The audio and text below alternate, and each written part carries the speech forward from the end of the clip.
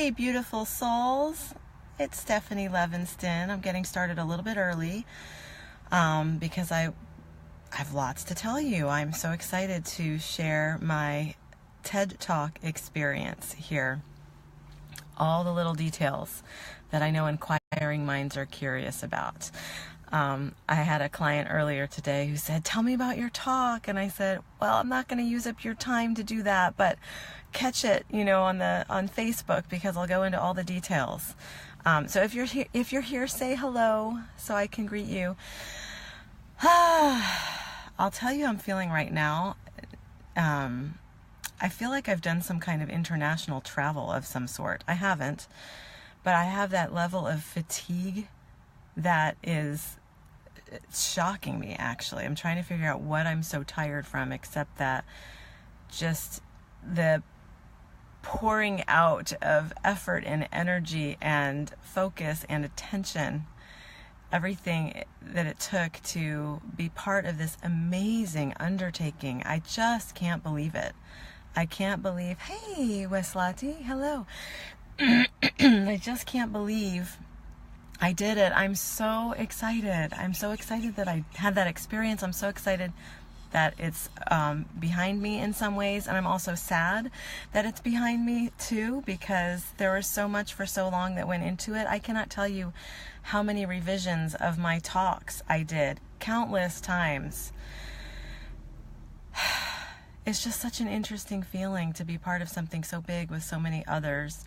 So let me back up. The day before the actual talk, I was sitting in rehearsal, and I spoke a little bit about this in my last video, but I didn't offer everything that I'm going to tell you about right now. Every time that I did my rehearsal on the stage, no matter how well I knew my talk, and trust me, I know my talk. It's not like I didn't have it really well memorized. Every time I did it, though, on the stage, I would make a mistake. I would forget a line and either need to refer back to it or take a little bit of extra time to remind myself of it. And every time I made a mistake, I thought, well, maybe that's the last time I'll make a mistake on the stage. Hopefully, right? Hopefully that's the last time. And as I was sitting watching my other speakers do their talks, I received some really interesting downloaded information from, I call them my guides. And what I got was that my part in this, my talk, is very tiny. It's a drop of water in a bigger bucket, or even in a bigger ocean of water. And that this experience is not about my talk, and it's really not about my ideas. It's not about what I'm saying, and it's not about who I'm going to reach. It's about some type of an internal experience, some type of growth that is happening for me, on behalf of me, with others, being part of something much bigger than myself. And so I felt that, and it was really moving, and I thought, yeah, that makes a lot of sense. That's pretty profound. I'm part of something so much bigger. What I also got was that I wasn't so thrilled to receive, that I questioned, was that as I was in my mind saying, well, I really hope that I don't make any significant mistakes when it's the actual talk on the stage, I heard my guidance say, oh, you will. You're going to make that mistake that you really don't want to make. And I thought, no, I'm not going to do that. I'm just not going to do that. My worst fear was that I would get on the stage, and at some point in my talk, I would just forget, like blank out. I suppose this is most people's fears about getting on the stage, right? That they will somehow, memory will get swiped and they'll get stuck for a period of time. Now, we're not allowed to have cards for these TED Talks, and we're not allowed to have, there's no teleprompter. So what we had was this lovely gentleman who worked at the facility, who sat off stage and had each of our scripts that he could refer to so that he could cue us if we did get stuck. And we even learned during that last rehearsal a special discreet hand signal that we could give this gentleman to let him know that we were stuck so he could speak the next word or two of our line to us and cue our memory and help us with our talk. And while I was observing us receive this hand signal so that we would know how to cue him, I said to myself, I'm so glad he's there. It gives me a lot of comfort, a lot of peace to know that he's there, able to help us, but I am not doing that. I'm not going to need to use that. I'm not going to ask for help because that's my biggest concern, is that I will forget part of my talk, forget my lines. Hey, Samantha. So that was my greatest concern, was that I would need to rely on external help and that it would be visible, that people would know, because you can't discreetly ask for help when you're on a stage. Everybody sees everything that you're doing.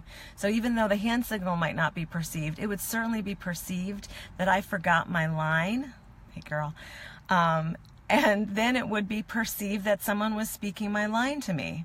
So I made a promise to myself that, hell no, am I going to do that? I am not going to need to do that. Well, you see where this is going, right? When I received that guidance and they told me, my guides told me, you are going to make the mistake that you fear the most. And the reason you're going to make that mistake is so you can get over yourself. I just felt like bargaining. Like, are you sure? Can I just find other ways to get over myself? Can I just find other ways, please, to grow and to have a really uncomfortable experience instead of that one? But no. So, so the next day we are at the event, and it was so cool because I've not done performing arts before, so I haven't had any idea for what like backstage really is, how the energy is backstage and getting mic'd, and oh, it was so cool and so exciting. And there were lots of kid speakers because this was hosted at a school. And so a lot of these students had incredible talks that were really fun to be part of and to listen to. And then there were, plenty of adult speakers too, really beautiful messages that they were bringing. So the morning of, my talk was in the first segment. That the event day was broken up into 3 segments, and my talk luckily was scheduled in the first segment towards the end of the first segment. So shwoo, I could get it over with and then enjoy the rest of the day. But I still had 7 people who went ahead of me. And so as I'm just kind of wandering around backstage and chatting with people and just making my observations, I see that a lot of the speakers who are preparing to go on the stage, before they go on the stage, they're sort of pacing and they are rehearsing their lines. And I kind of, I saw them doing all this, and I asked myself, maybe should I go and find a quiet space and pace and rehearse my lines again? And I heard my internal voice of wisdom say, it's not going to matter. Which was worrisome to hear the voice say that, because I just had that other inclination, like, what do you mean it's not going to matter? Even though I knew very deeply that no matter how much more I practiced or rehearsed, that my talk was known. I knew my talk very well. Practicing it more wasn't going to solidify anything, and it wasn't going to help me avoid anything. Even though I very much wanted to avoid making this grave error of forgetting a line. So I heard, it's not going to matter. You're not going to learn any more in this span of time. But since I saw other people doing it, I thought, well, I've got all this time to kill. I'll go ahead and pace the hallways backstage and rehearse my talk. So I did, over and over and over. And each and every time I rehearsed it, I knew it just fine, just perfectly. I didn't miss a line. I didn't forget anything. And then I got on stage, and a few things happened. During the rehearsal the day before, we had probably what are typical technology issues. the microphones were not reliably working, so I started to give my talk and the mic wasn't on for some period of time. Then eventually the mic was turned on, and that wasn't just with me, that was with a lot of people as they're working out the kinks.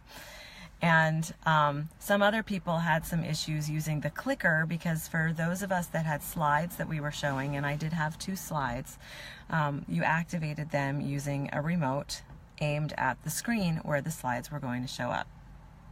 So I had in my mind that it's possible that some things are going to turn up, but I'm going to, instead of worry about it, I'm going to leave that in the hands of the technology people and gods and just move on. So I come out on stage and I have the clicker in my hand, and my talk begins once I click on the photo I'm showing. So I aim the clicker at the screen and I click and nothing happens, and I click again and nothing happens, and I click 10 or 20 more times and nothing happens. So I don't have my slide coming up. So I look at the clicker, I turn it over in my hand, I reorient it, I try again, I try again, I try again, nothing. My slide is not coming up.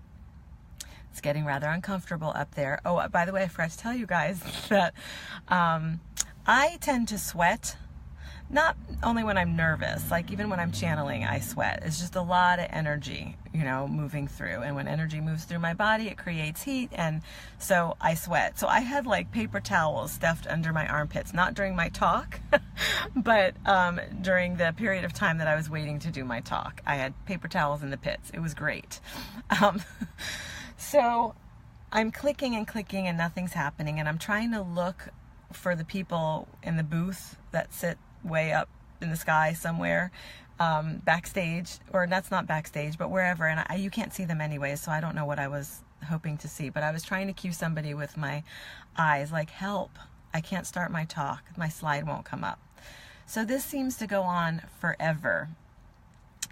And then they call me off stage to fix the clicker. So I know I said something funny. I was really trying to make light of the situation.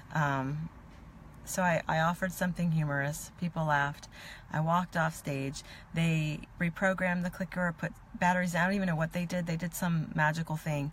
And I went back on stage, tried it again, and it worked. And then there was this great applause because these people in the audience were waiting so patiently for my slides to come up. And then when they finally did, there was this applause, which was lovely, and it kind of threw me off. The whole thing really threw me off, actually. Just being there threw me off because I'm not used to this.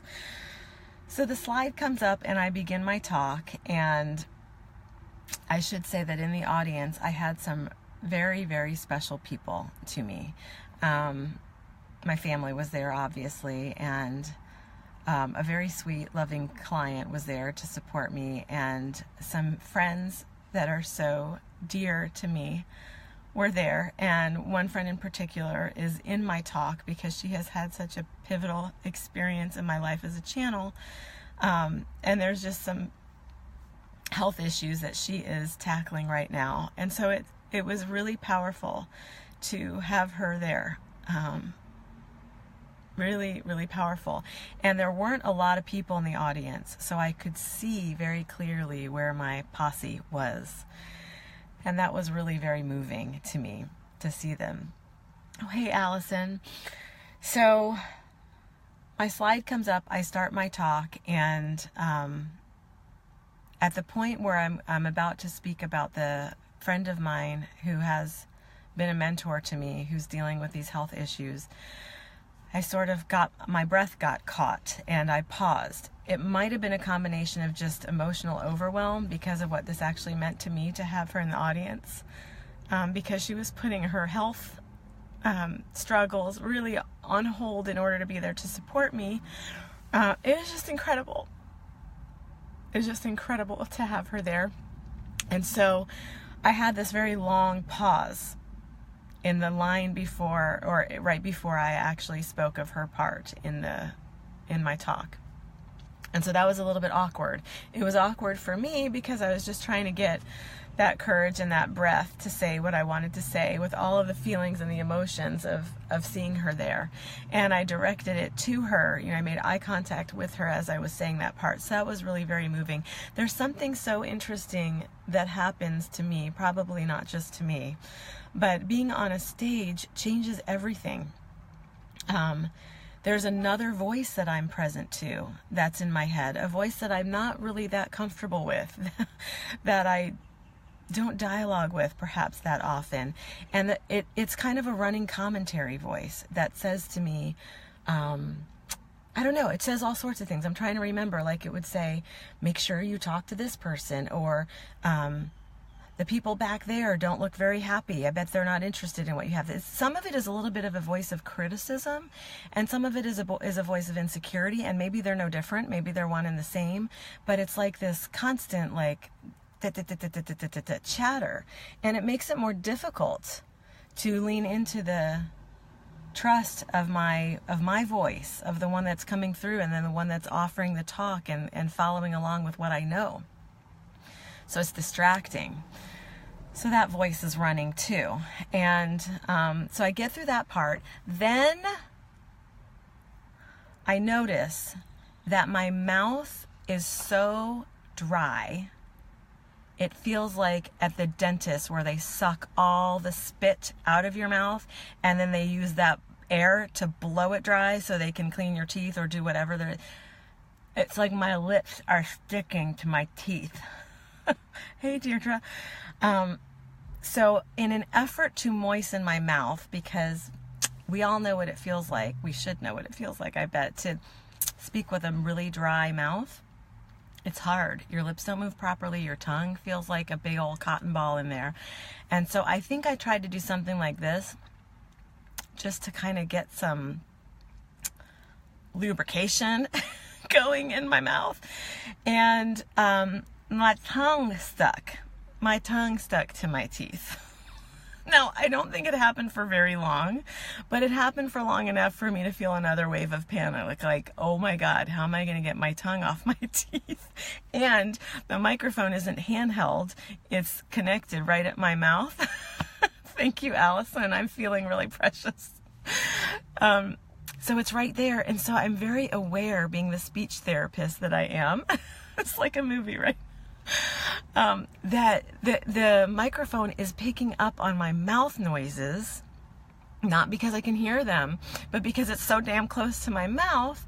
And what I just did with my tongue, yeah, it is so human. That's why I want to share it. What's happening with my tongue being stuck up here for moments of time, I don't know. I was just like, oh my gosh, this is really bad. So somehow, eventually, I'm able to retrieve my tongue.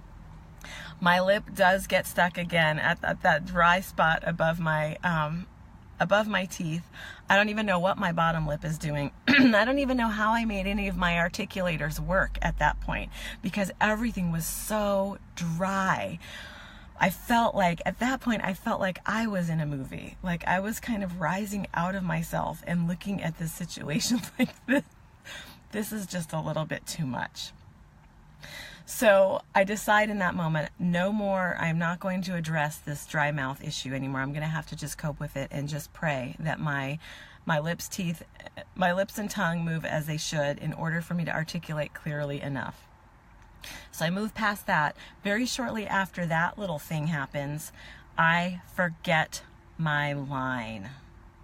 And because of the way my talk is memorized, or because any talk being memorized, without one line or one word in its proper place, the rest of it doesn't flow.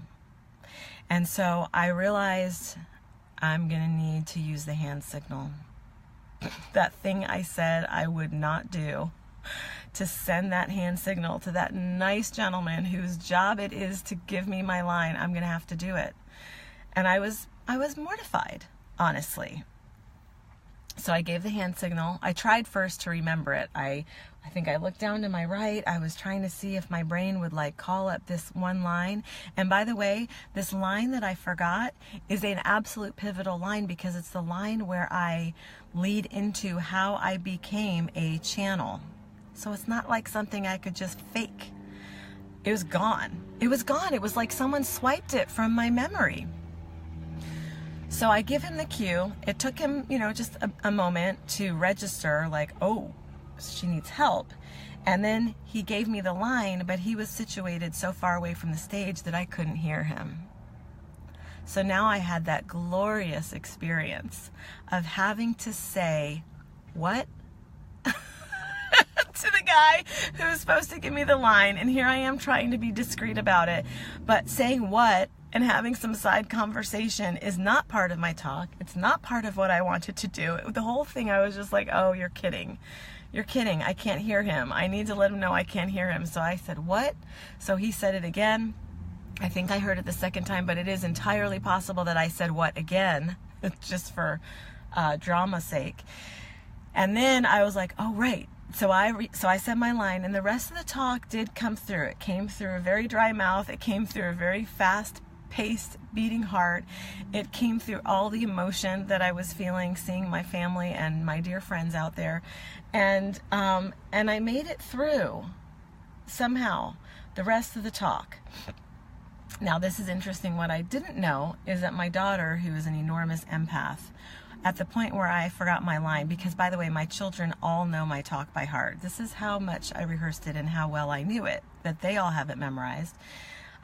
So when she saw that I was struggling and that I didn't know my next line, I did not see this, thank God, but she told me she curled up into the fetal position, put her head on her knees, and just went inwards. She was so worried for me, so upset for me. I am so grateful I didn't see that, because I think that definitely would have thrown me even more off.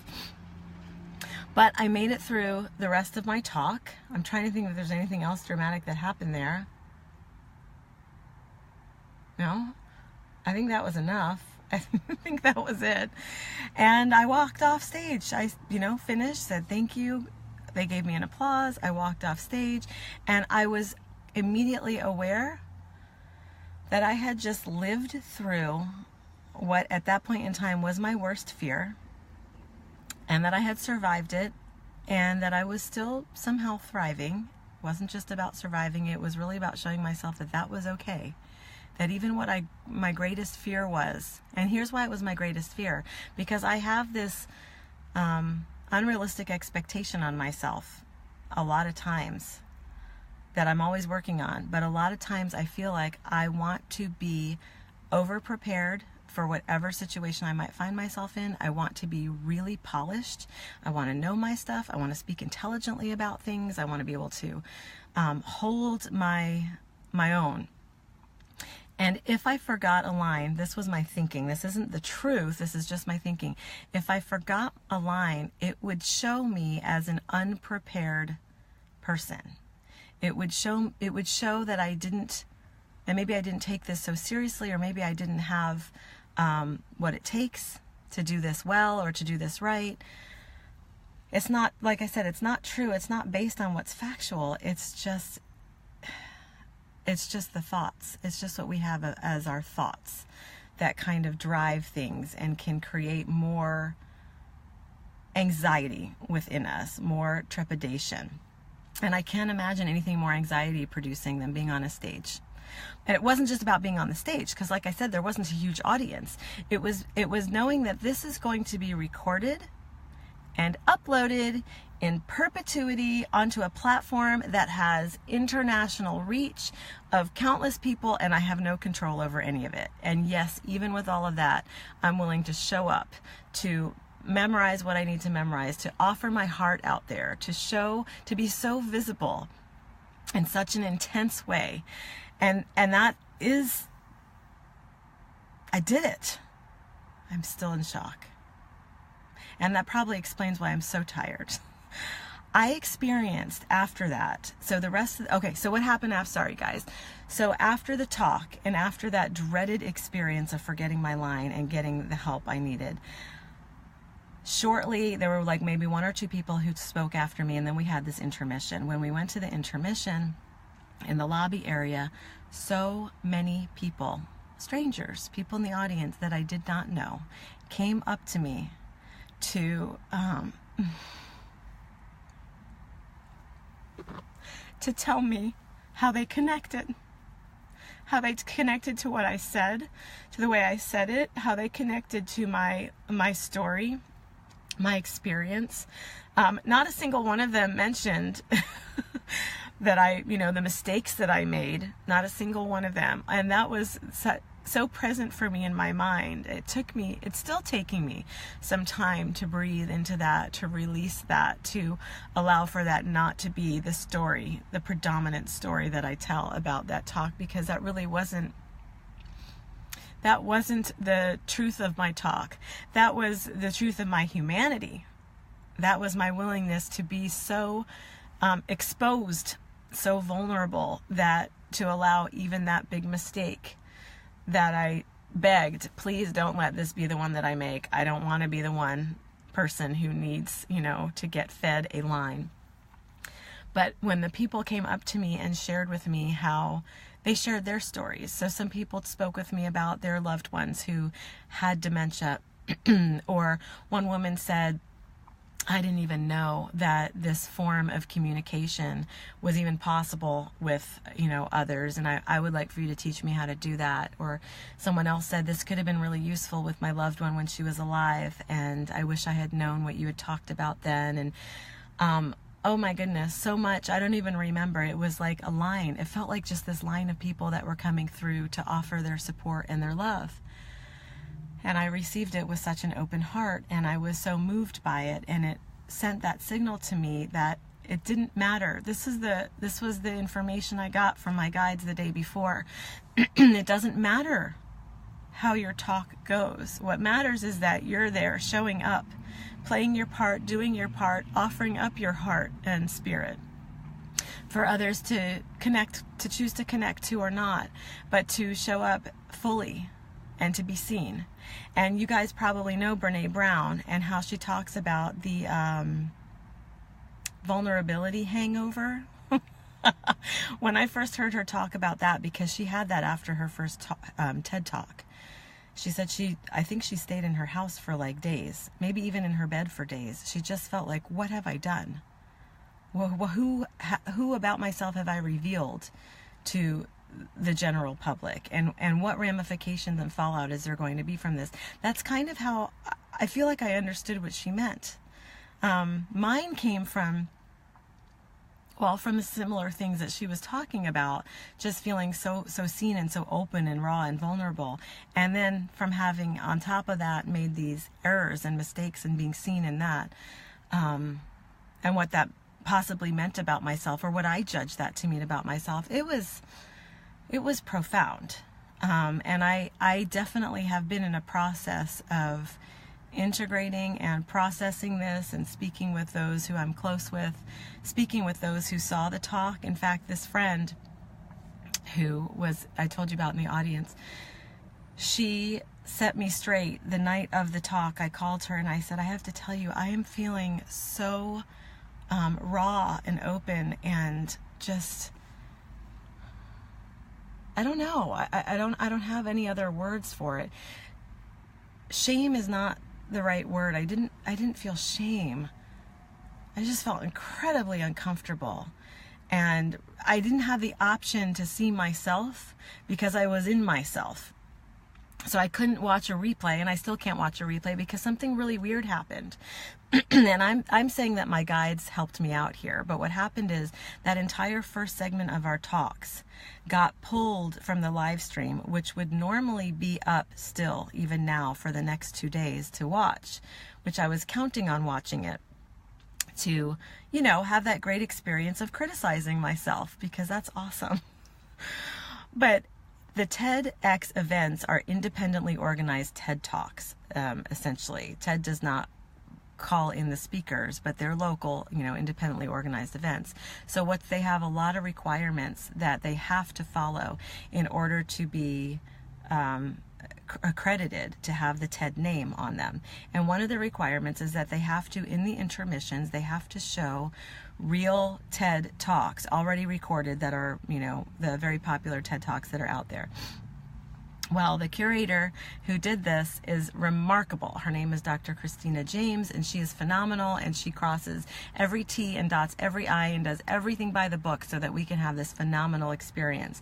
So as she was making sure that these TED Talks were being run during the intermission, the computer or the internet picked up on the fact that TED Talks were being already, copyright infringement basically was what they claimed. And so they shut down the link to the live stream.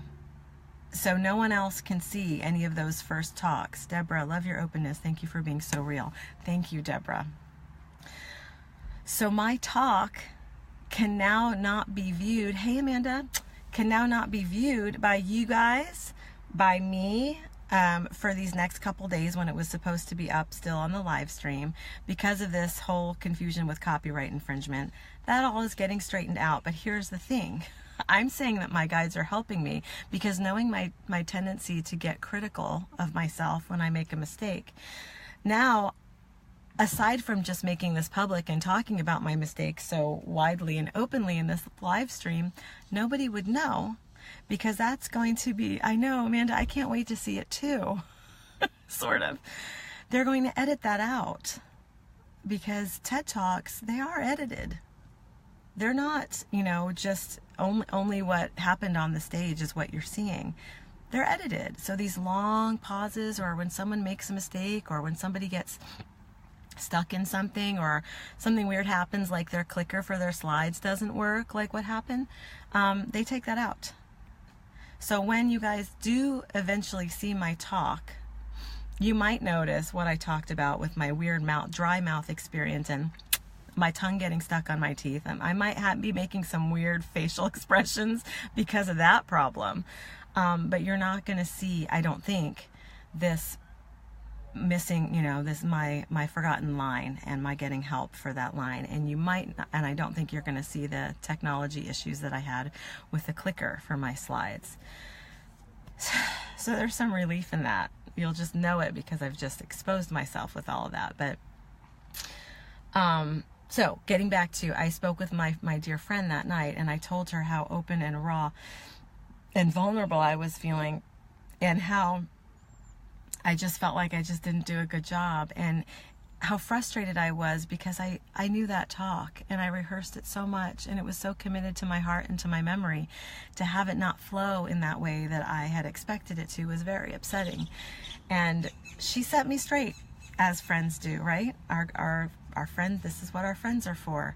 And she told me, you cannot have any idea how amazing your energy was on the stage because you were not in the audience receiving it. She said, but I saw the amount of people that came up to you afterwards, and I heard what they were saying to you, and you made the connection. And that's why you did this. It was to make the connection. And there's the truth. There's the truth, because I don't even honestly at this point in time know why it was so important for me to find a way to do a TED Talk. Why on earth would anybody want to do that? I still ask myself that. Amanda, you're saying this was so important and unfolded exactly as it was supposed to. Thank you. That's exactly right. It unfolded exactly as it was meant to, and I was told by my guides, you are going to make the mistake that you fear the most. Get over it. Get over yourself. Continue flowing. You'll have no other option but to do so. Well, I suppose I could have the option of leaving the stage, but that was it. And this has changed me. And I don't even know the many ways that it has changed me. Right now, I'm just starting to wade through that little by little, layer by layer. And I'm so grateful. I'm so intensely grateful. And something else that's really weird is that nobody seemed to remember that huge error that I made. Amanda says, maybe in part to show how much a difference you can make despite your fear or mistake. Yeah, right? Exactly. Like this was why it was important for me to find a way to speak my truth on some type of a wider reaching stage so that I could move into my next phase of self-acceptance, self-love, self-support, and so that I could allow others to connect with me in a deeper way, because it's one thing to talk the talk, right? And to teach what I teach and to teach my workshops and everything. And it's another to say, okay, now I'm willing to put myself in a greatly uncomfortable position where it seems like everything is at stake, whether that's real or not. It certainly seems that way when you are being watched in that way. And to do it anyways, and to maybe inspire others to dig in deeper to the truth of who they are, support others through it. Now I can say to other people who maybe even are public speakers, oh, I'm not a professional in this, but I certainly have had my experience with it. Paper towel rolls under my armpits and sweating buckets and everything. And I'm so immensely grateful. It's amazing. It's amazing. So that was my experience, my loves. Deborah says, such a teaching point. We need to, and I think you're still typing, Deborah, so I'll see the rest of your message when it's up. Amanda says, unburdening keeps repeating to me, LOL, unburdening yourself. I have unburdened myself. Yes, that's how it feels. So once we can face that which has been our greatest fear, what else is there? I suppose I'll come up with another fear, and then move towards that. But for now, I'm good. I did it. I'm not looking for the next thing right now. Deborah says, oh, okay. We need to mess up at times to go deeper. Maybe too much ego, too much planning, showing that at times it doesn't work. So showing that at times it doesn't work like that. Life lessons. Yes. Yes. I wondered that. Is there such a thing as too much planning? Yes, the answer to that is yes. But I'm wondering it in relation to a talk that you're giving, because we were sort of, I feel like we were guided to have the talk memorized so fully that we could get to the place where as a robot we could say it, and then we could start to bring and incorporate facial expression, body language, movement, engagement. So I wonder, did I not get to that point of having, well, it doesn't matter. See, this is the spin, right? This is the spin of our thoughts. What I will say, what could I have done differently? How could I have learned it better? Or how could I have avoided that, losing that line? But the truth of the matter is I was going to lose the line.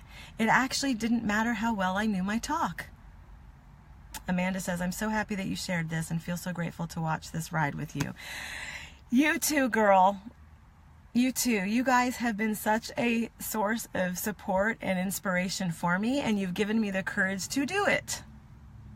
Honestly, I feel energetically so buoyed, so lifted and held by such a loving support network in human form, and definitely in non-human form as well. But it's the human form that was staring at me on the stage and that will be watching the talk when it goes live, which won't be probably till the end of June, by the way, when they get through what they need to get through with all the talks, editing and stuff. But anyhow, my loves, thank you. Thank you for your support. Thank you for your encouragement. Thank you for rooting me on. Thank you for believing in me.